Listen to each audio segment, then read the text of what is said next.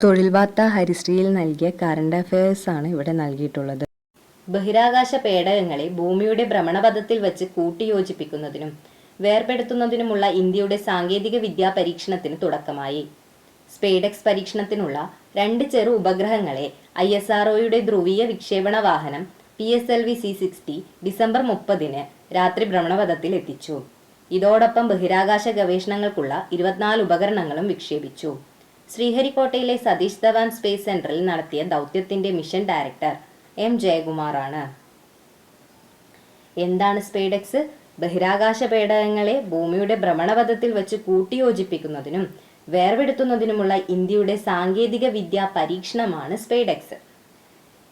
സ്പേഡെക്സ് പരീക്ഷണത്തിലുള്ള 2 ചെറു ഉപഗ്രഹങ്ങളെ ISROയുടെ ധ്രുവീയ വിക്ഷേപണ വാഹനമായ PSLV-C60 ഡിസംബർ 30-ന് രാത്രിയാണ് ഭ്രമണപഥത്തിൽ എത്തിച്ചത്. ഇതോടൊപ്പം ബഹിരാകാശ ഗവേഷണങ്ങൾക്കുള്ള 24 ഉപകരണങ്ങളും വിക്ഷേപിച്ചിരുന്നു. ശ്രീഹരിക്കോട്ടയിലെ സതീഷ് ധവാൻ സ്പേസ് സെന്ററിലാണ് ഈ ദൗത്യം നടത്തിയത്. ഇതിന്റെ മിഷൻ ഡയറക്ടർ M ജയകുമാറാണ്.